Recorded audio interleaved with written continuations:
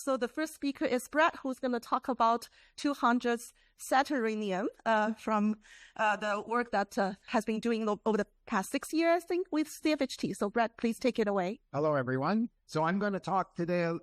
I'm going to sort of give a mini review because CFHT completely dominates this field and shows how moderate amounts of well-allocated time can really revolutionize a subject.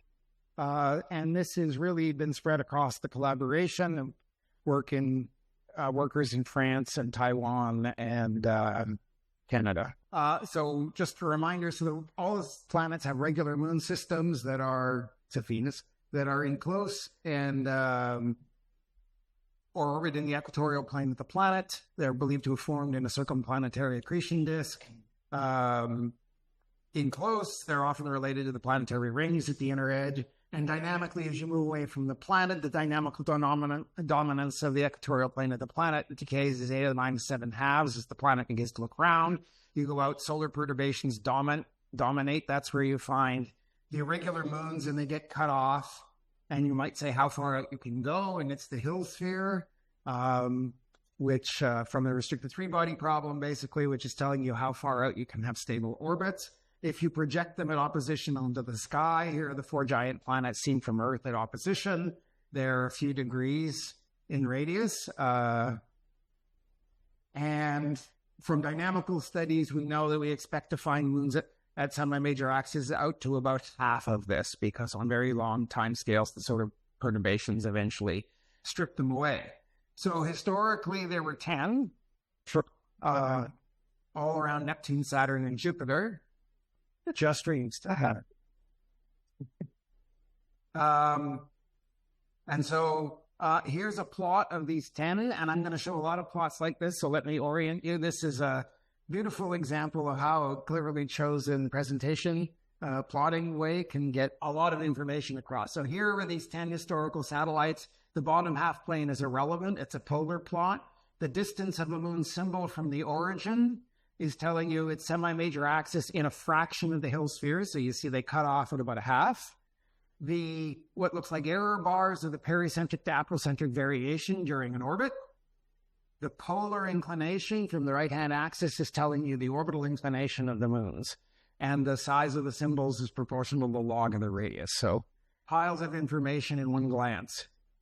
So these are the 10 historical regulars. And as you can see, there were 5 going around the planet in a direct sense. So on the right, there's a clump of 4 Jovians, the Himalaya group, and there were 5 going around the opposite way. And so because of this, these are believed to be captured into orbits around the giant planets late in their history.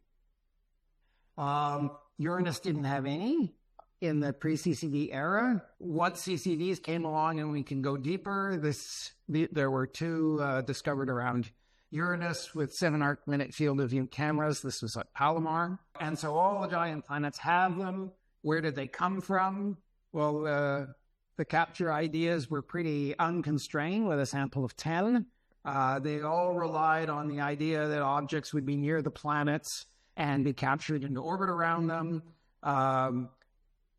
Ideas were that if the planet's mass grew rapidly, you could suddenly bind moons that were formerly unbound that now found themselves in the Hill sphere. You could have gas drag in envelopes around forming giant planets. You could have collisions between passing objects, binding fragments into orbit around the planets. Or more recent ideas, giant planets could have close encounters in the early solar system and grab planetesimals that were nearby at the flyby phase.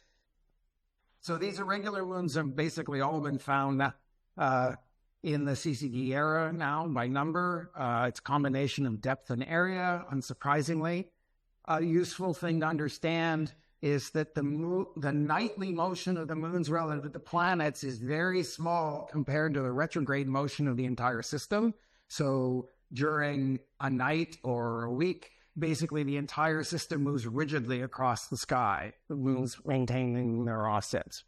So you can find the moons by basically the classic method. You take 3 images and you look for rectilinearly moving object, or because you know roughly what their rate they're moving at, you could imagine taking many short exposures and shifting and stacking them at the known rate of the planet with small variations. So the first big contribution here was CFHT, where we added a dozen Saturnians and a few more Neptunians as Saturnians and Uranians, okay, in this plot here. It was also realized at this time these parabolas here are regions of instability. If these moons are very close to being edge-on orbit, solar perturbations drive their inclinations down and push their paracenters to cross the orbits of the outermost irregular satellites, and they get eliminated.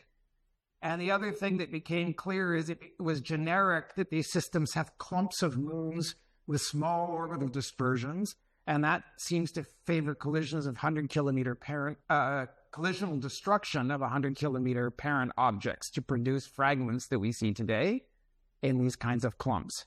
And on the left here of Saturn with the star around it, that is Mundulfari, which was discovered by CFHT back in 2000, which will be an important player in her story later.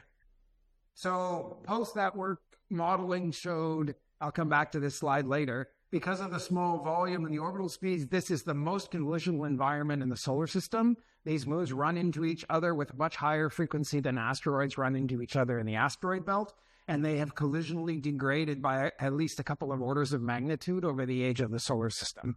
I'll come back to this later. So this shift and stack technique, if you're not familiar with it, is if you have a moving target schematically in red here, in a bunch of frames, then if you just co-add them, of course, it smears out and you lose signal noise. If you know the rate to shift and stack and co-add at the rate of the moving target, it constructively adds up and all the background sources fade away.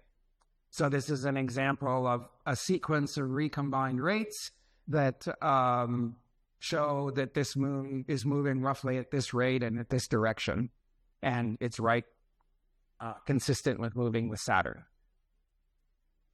Okay. The parameter space that you need to do for irregular satellites is semi-manageable with humans. Uranus and Neptune, this was done finishing about 20 years ago, down to magnitude about 25. Jupiter and Saturn are very challenging because the Hill spheres are enormous. So we have done this for Saturn. It hasn't yet been done for Jupiter. So in 2021, we did a survey motivated by what we knew about the sizes, and 64 new moons were discovered. So here you see the two megaprime fields on either side of Saturn, which is the red dot in the center. Notice the half a Hill sphere circle circumscribing the entire system. The colors of the CCDs are telling you how bad the scattered light from Saturn is. CFHT is wonderfully baffled compared to many other telescopes. So the scattered light is not too bad compared to what we've seen in other places. The arcs there were the known moons before we did this. And so all the black dots that don't start on a colored arc were new discoveries. So there were 64 of them. These were just detections over short time scales. We didn't track them for their orbits, but it was good enough to get their size distribution. So this is a cumulative size distribution as a function of diameter. The red and green cumulatives are debiasing the models. The black thing was the previously known moons.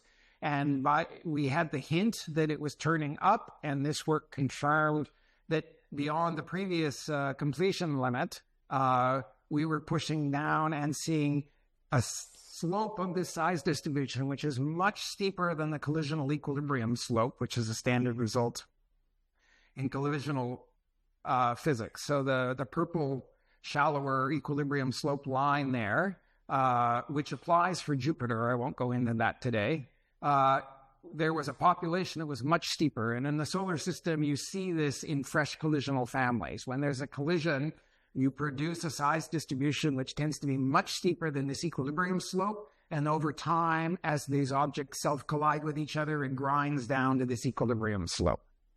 Okay? These collisional studies had also shown that in addition to that grinding down, if we zoom in on the Saturn bottom left panels, that on solar system timescales, one of the lucky surviving large moons, which is this one here, if you break one of these up, you can basically resupply the small fragment tail, and at the size range that's a factor of several smaller than the moon you destroy, you get a very steep size distribution, and you increase the population by a factor of 30. Okay?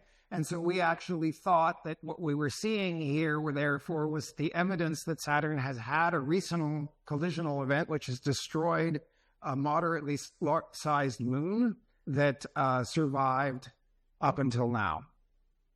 So this is just a comparison with Jupiter. So at a 3-kilometer limit, Jupiter, you can see smaller moons because it's closer. So you go further down the size distribution. Okay, so at the 3-kilometer limit, Saturn already had 4 times as many irregulars known as our estimates of the Jupiter population, and therefore quite possibly dominated. So we predicted there was a recent collision. Recent, we always have to explain to the press for astronomers, last 100 million years. Okay, so sometime in the last, if this had happened more than about 100 million years ago, this would have ground down to the collision equilibrium slope. So it's recent on that time scale. And so we needed more moons because you don't even know whether or not the moons are going around the planet in a direct or retrograde sense because there's a reflection symmetry through the sky. And you can't tell whether the moon is in front of the planet going that way in a direct sense or behind the planet going that way in a retrograde sense. So you need to track the orbits. We were able to do this CFHT with allocations of something like 20 to 30 hours per semester for a couple of years. And this is showing 5 of the many moons that were found on track. This is where they are in relative space to Saturn. So the dots are individual detections on individual nights. So you need multiple dark runs in multiple years to do this. And you need to connect all these dots, except for the fact that there's 500 dots, and you don't know which dot connects to which, right? So you got to do all the orbital linkagings.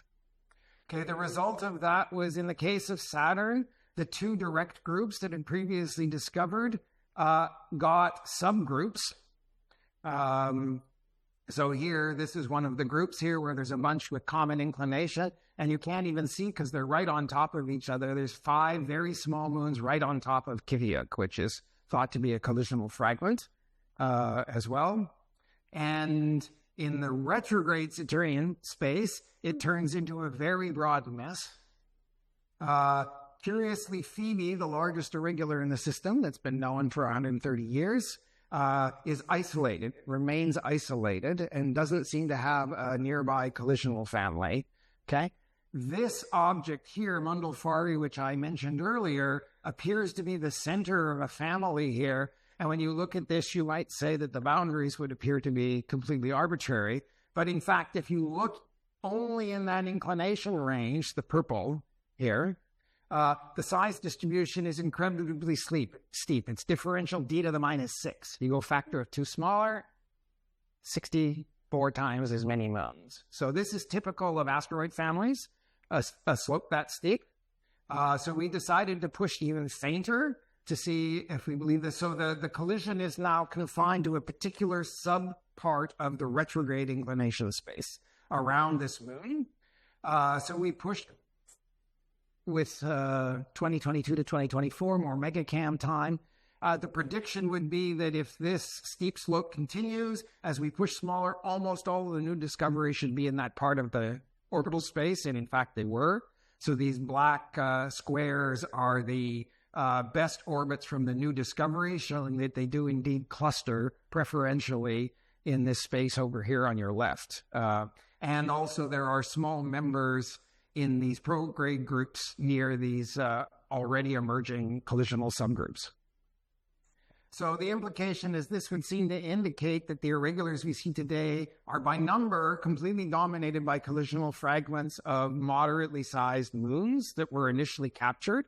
Gas drag would provide that favored size because if a passing moon is too large, it'll go through the circumplanetary envelope with a little dissipation. If it's too small, it gets grabbed and spirals rapidly into the planet, and so you have a filter that selects progenitor sizes for you. Jupiter has not had a recent collision, while Saturn has, and Hypersupreme Cam, recently there was a paper from Shepard et al. Where they pushed to magnitude 27. Uranus and Neptune also appear to have these shallow slopes all the way down to the current capabilities, so Saturn appears to be unique in this case.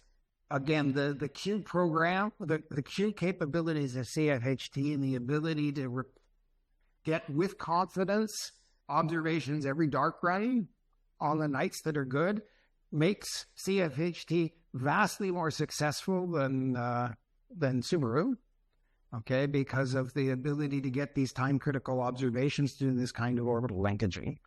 And, you know, this was not an opportunity that we envisioned, 10 years ago, right? So the ability of CFHT to respond on moderately short time scales to push in opportunities in imaging, I think, is really critical in the LSST era, where CFHT is perfectly placed to be able to pounce and follow up on science results that emerge out of LSST to greater depths than LSST will be able to do in its ongoing work. Thank you. Question for Brett. Any strengthening that is basically found there, but that you guys should see the records. Yeah, so Repeat the question. Yeah, so the question for those online was elaborate more on Phoebe's isolation. So before we did this work, it had been pointed out by Turini et al. That amongst the, largest 20 moons, Phoebe is so much larger than the rest of the Saturnians, it has all the collision cross-sections. So it is a little surprising that Phoebe doesn't have a subfamily. On the other hand, if you calculate the size, if you look at the size distribution, in the upper right, you see the curve bending away. That's just observational incompleteness at the end of the magnitude limit. So we have no idea where the slope ends. If this slope goes down to 1 kilometer, the progenitor is bigger than Phoebe. Okay? So it's only down another factor of 3. So it's not that far. So it could be that Saturn had, over most of history, another irregular the size of Phoebe, for those of you who don't know what Phoebe looks like. So we had originally thought that this collisional excess that we saw 5 years ago was maybe from that crater that you see. But it turns out that they're not associated with the Phoebe family, and Phoebe itself does not have a collisional grouping. It might very well be, I don't have that handy in the reserve slides, it might very well be that there's a selection effect against these, because as you see in this, if you look at the blue orbit, I haven't color-coded the scattered light problem, but you saw it earlier in the talk. The blue moon is only visible when it's out near Apo.